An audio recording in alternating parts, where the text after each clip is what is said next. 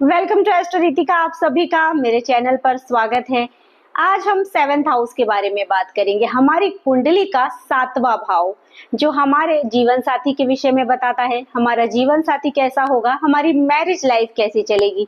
हम बिजनेस में अगर पार्टनरशिप करना चाहें तो भी हम 7th हाउस को देखते हैं। 7th हाउस से हम बिजनेस में पार्टनरशिप, हमारा बिजनेस कैसा चलेगा ये भी 7th हाउस ही दर्शाता है। बिजनेस में साझेदारी, वैवाहिक जीवन की स्थिति और विवाह कब होगा, विवाह जीवन साथी कैसा मिलेगा, ये भी हम 7th हाउस से देखते हैं। 7th हाउस बहुत ही इंपॉर्टेंट भाव है क्योंकि 7th हाउस हमारे लग्न से मतलब हमारे फर्स्ट हाउस से 7th आता है। वही बात करें तो संतान का पराक्रम, अगर आप देखना चाहें कि आपकी संतान का पराक्रम कैसा रहेगा, आपके संतान के भाई बहनों के साथ संबंध कैसे होंगे, क्योंकि ये पंचम भाव का तीसरा भाव है, तो आप ये भी देख सकते हैं। वैसे बात करें तो जीवन साथी और साझेदारी के लिए 7th हाउस को देखा जाता है। अगर आपकी कुंडली में 7th हाउस स्ट्रांग हो तो आपके लाइफ पार्टनर के साथ तालमेल बहुत अच्छे होते हैं, आपको वैवाहिक जीवन का सुख बहुत अच्छा मिलता है। अगर 7th हाउस में कोई पापक ग्रह हो, मान लीजिए शनि है, 7th हाउस में शनि भी इतना निगेटिव प्रभाव नहीं देते क्योंकि कभी कभी 7th हाउस के स्वामी भी शनि बन जाते हैं, क्योंकि शनि की भी 2 राशियां हैं, मकर और कुंभ। तो जब भी 7th हाउस में मकर और कुंभ राशि आएगी तो आपके 7th हाउस के स्वामी शनिदेव को बन जाएंगे, क्योंकि मकर और कुंभ राशि के स्वामी ही शनिदेव है। शनिदेव यहाँ विवाह में विलंब कराते हैं पर मैरिज लाइफ अच्छी रहती है, मैरिज लाइफ में कोई दिक्कत नहीं रहती। अगर ये अपनी ही राशि में 7th हाउस में बैठते हैं तो ये पॉजिटिव रिजल्ट देते हैं। 7th हाउस में शनिदेव अच्छा रिजल्ट ही देते हैं। बस हाँ, शनिदेव अगर 7th हाउस में आकर बैठ जाए तो मैरिज में विलंब होता है। कभी कभी व्यक्ति को उसके मन के अनुसार पार्टनर नहीं मिल पाता, या तो अपने से बड़ा पार्टनर मिलता है, जैसे कि आपका एज डिफरेंस आपके पार्टनर से ज्यादा होता है। वही बात करें, अगर आपके 7th हाउस का स्वामी स्ट्रांग है तो आपकी मैरिज लाइफ अच्छी रहेगी, आपके पार्टनर के साथ आपकी तालमेल अच्छी रहेगी, वैवाहिक जीवन का सुख आपको बहुत अच्छा मिलेगा।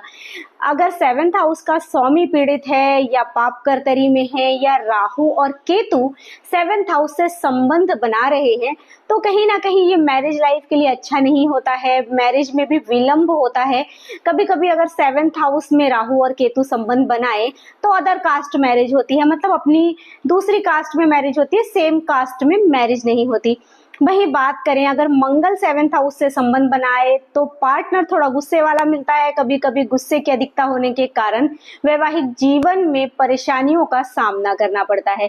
7th हाउस में गुरु, पार्टनर बहुत पूजा पाठ वाला मिलेगा और पार्टनर आपकी बहुत ज्यादा केयर भी करेगा। जिन लोगों के 7th हाउस में गुरु होते हैं वो अपने पार्टनर की बहुत केयर करते हैं और इनके पार्टनर भी इनकी केयर करते हैं। लेकिन 7th हाउस में गुरु अच्छी कंडीशन में होनी चाहिए, मतलब स्वयं की राशि में या उच्च राशि में, ऐसे अच्छी पॉजिटिव होने चाहिए, पाप कर्तरी में नहीं जाने चाहिए, तभी कोई भी ग्रह पॉजिटिव रिजल्ट देता है। वहीं बात करें अगर 7th हाउस में शुक्र हो तो 7th हाउस में शुक्र बहुत ही पॉजिटिव रिजल्ट देते हैं। आपका पार्टनर अट्रैक्टिव होगा, आपके और आपके पार्टनर के बीच प्रेम बहुत अच्छा होगा, प्रेम बहुत ज्यादा होगा, आप दोनों प्रेम पूर्वक अपना वैवाहिक जीवन बिताएंगे। लेकिन शुक्र यहाँ पे अच्छी स्थिति में होना चाहिए, कोई भी ग्रह तभी आपको पॉजिटिव रिजल्ट देता है जब वो खुद ही स्ट्रांग हो।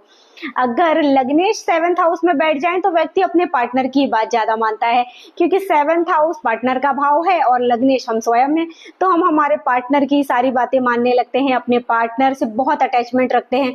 अगर यहाँ पे चंद्र हो तो भी पार्टनर से बहुत ही इमोशनल अटैचमेंट होता है।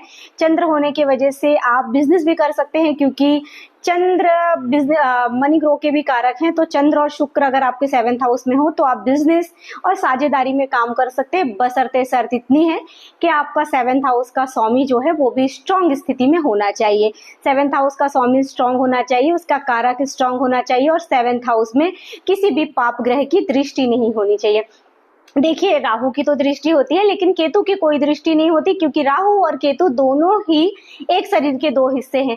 तो आंखें तो सर को होती है, पैरों को आंखें नहीं होती हैं, इसलिए राहु की दृष्टि का हम विवरण, राहु की दृष्टि को हम देखते हैं पर केतु की दृष्टि को नहीं देखते। वही बात करें, मंगल की दृष्टि अगर 7th हाउस पे पड़े तो कहीं ना कहीं मैरिज लाइफ में डिस्टर्ब या परेशान करता है। वही अगर गुरु की शुभ दृष्टि सेवेंथ हाउस पे पड़ जाए, आपका सेवेंथ हाउस बहुत पीड़ित है, बहुत डैमेज है, उसके बाद भी अगर गुरु की शुभ दृष्टि आपके सेवेंथ हाउस पर पड़ रही है तो आपका मैरिज बहुत अच्छा चलेगा। कहीं ना कहीं इसके निगेटिव प्रभाव कम मिलेंगे।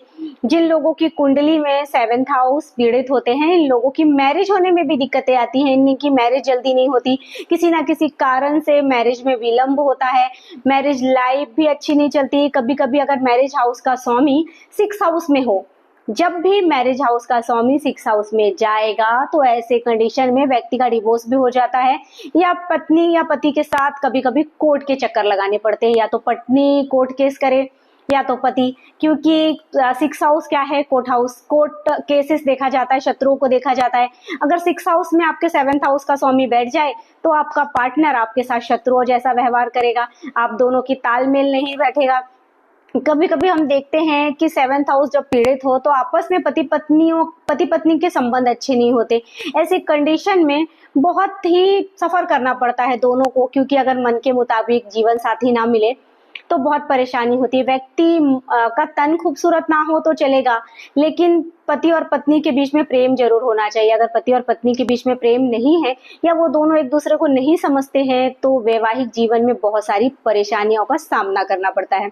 वही बुध हो तो बुध होने, अगर बुध पॉजिटिव भाव का स्वामी होकर बुध आकर आपके सेवेंथ हाउस में बैठ रहा है तो ये पॉजिटिव रिजल्ट देगा। राहु और केतु बैठे तो मैं बता चुकी हूँ आगे आपको। वहीं बात करें अगर गुरु बैठे तो गुरु भी पॉजिटिव रिजल्ट देते हैं, चंद्र भी पॉजिटिव रिजल्ट देते हैं, मंगल भी अगर अपनी राशियों में बैठे तो पॉजिटिव रिजल्ट देते हैं।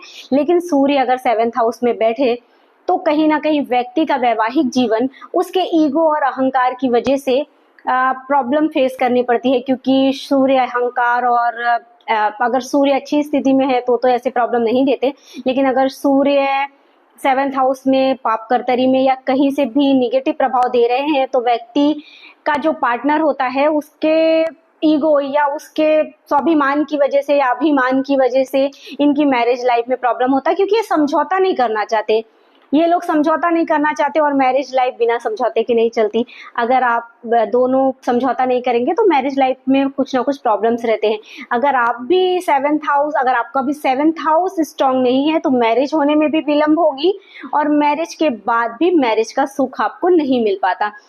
बहुत सारी कंडीशनों में अगर सेवेंथ हाउस का स्वामी अष्टम में जाए, ट्वेल्थ हाउस में जाए तो भी मैरिज डिस्टर्ब रहती है, क्योंकि अष्टम को मृत्यु का भाव माना गया है, नरक भी माना जाता है। जब भी अष्टम में सेवेंथ हाउस का स्वामी जाता है तो ससुराल पक्ष की तरफ से प्रॉब्लम के कारण दोनों की मैरिज लाइफ डिस्टर्ब रहती है। वहीं बात करें अगर मैरिज हाउस का स्वामी ट्वेल्थ हाउस में जाएगा तो ट्वेल्थ हाउस को व्यय का हाउस माना गया है, कहीं ना कहीं मैरिज का व्यय होता है और वैवाहिक जीवन में परेशानियों का सामना करना पड़ता है।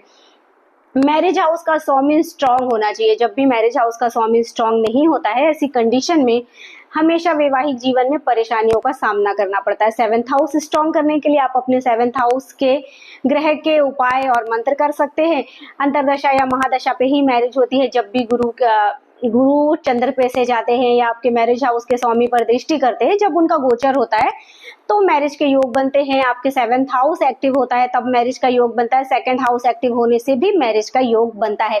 वहीं बात करें तो सेकंड हाउस से क्यों मैरिज के योग बनते हैं, क्योंकि सेकंड हाउस आपके कुटुंब का भाव है, तो सेकंड हाउस के योग से भी आपके मैरिज के योग बनते हैं। वहीं बात करें सेवेंथ हाउस से फोर्थ टेंथ हाउस आता है, अगर टेंथ हाउस की भी अंतरदशा या महादशा है तो भी मैरिज के योग बनते हैं, क्योंकि भावत भावम के अनुसार सेवेंथ हाउस का फोर्थ हाउस टेंथ हाउस है, मतलब 7, 8, 9, 10 और फोर्थ हाउस से हम क्या देखते हैं, सुख। तो उस समय आपको विवाह का सुख मिलेगा। अगर आप भी चाहते हैं कि आपका वैवाहिक जीवन अच्छा रहे तो आपके सेवेंथ हाउस के स्वामी के उपाय करें। अगर आपके जीवन में भी मैरिज से रिलेटेड कोई प्रॉब्लम आ रही है, मैरिज नहीं हो रही है या आप मैरिज से में परेशानियों का सामना कर रहे हैं तो एक बार अपने सेवेंथ हाउस की स्थिति को जरूर देखें। अगर आपको भी ये प्रॉब्लम फेस कर रहे हैं तो सेवेंथ हाउस के उपाय या मंत्र करके आपको इस प्रॉब्लम से सलूशन मिल सकता है। वही बात करें सेवेंथ हाउस में, जब भी सौम्य ग्रह होते हैं तो वैवाहिक जीवन अच्छा चलता है। और वैसे भी अगर आप वैवाहिक जीवन की बात करें तो उसमें बहुत सारी चीजें देखनी होती हैं। सेवेंथ हाउस अकेला नहीं, दोनों का सेवेंथ हाउस देखना होता है, दोनों की राशि मित्रता देखनी होती है, दोनों की लग्न मित्रता देखनी होती है। सिर्फ मांगलिक होना मैरिज टूटने का कारण नहीं होता।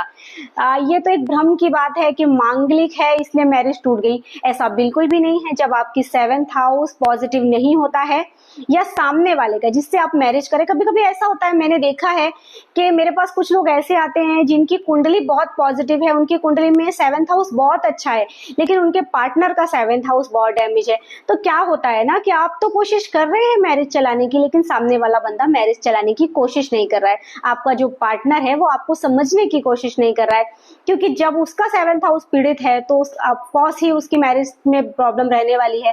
तो जब भी मैरिज कर रहे हैं तो सबसे पहले ध्यान दें कि जिससे मैरिज कर रहे हैं उसका सेवेंथ हाउस स्ट्रांग होना चाहिए। सेवेंथ हाउस का स्वामी, अगर सेवेंथ हाउस स्ट्रांग नहीं है तो सेवेंथ हाउस का स्वामी स्ट्रांग हो। नौमांस में उसकी स्थिति क्या है ये भी देखना बहुत जरूरी है। चलित कुंडली में उसकी स्थिति क्या है ये भी देखना बहुत जरूरी है। उस पर किसी पाप ग्रह की दृष्टि तो नहीं पड़ रही है ये भी देखना बहुत जरूरी है। सिर्फ कुंडली मिलाने से या कुंडली में 36 के 36 गुण मिलने से भी मैरिज में मैंने डिवोर्स होते देखा है, क्योंकि मैरिज के लिए सेवेंथ हाउस जरूरी होता है, राशि मित्रता, गुण मित्रता। आपने देखा होगा कि लोग सिर्फ गुण मिलाते हैं, लेकिन गुण मिलाना बहुत इंपॉर्टेंट है, मैं मानती हूँ, लेकिन गुण मिलाने से भी ज्यादा इंपॉर्टेंट होता है कि आप ग्रहों को मैच करें। आपके चंद्र से उनका चंद्र कितने, मान लीजिए आपके पार्टनर का चंद्र आपके चंद्र से 7 आ रहा है तो आप दोनों की बॉन्डिंग बहुत अच्छी होगी। मान लीजिए नवम आ रहा है तो भी अच्छी बॉन्डिंग होगी, मान लीजिए फिफ्थ आ रहा है तो भी बहुत अच्छी बॉन्डिंग होगी। लेकिन अगर षष्टक बना रहा है तो मतलब छठवें भाव पे आ रहा है तो आप दोनों शत्रु जैसा व्यवहार करेंगे। आप दोनों की जो सोचने की क्षमता, सोचने का है, विचार है, वैचारिक मतभेद रहेंगे। वहीं अगर आप दोनों का नवपंचम योग बन रहे हैं, फोर्थ हाउस में आ रहा है तो बहुत ही पॉजिटिव होता है। चंद्र मैच करना, गुरु को मैच करना, दोनों के इसका गुरु किसके गुरु से 7th आ रहा है, 6 पे आ रहा है, ऐसे ही सारी चीजें गुण के साथ साथ ग्रहों को भी मैच करना होता है और भी बहुत सारी चीजें मैच करनी होती है। सिर्फ गुणों के आधार पे मैरिज करना उचित नहीं है। अगर आप जब भी मैरिज से रिलेटेड किसी परेशानी का सामना कर रहे हैं तो अपने 7th हाउस के उपाय करें। अगर आप भी मुझसे पर्सनल कांटेक्ट करना चाहते हैं तो कर सकते हैं। Thank you. अगर आपको मेरी वीडियो पसंद आई हो तो लाइक एंड सब्सक्राइब करें।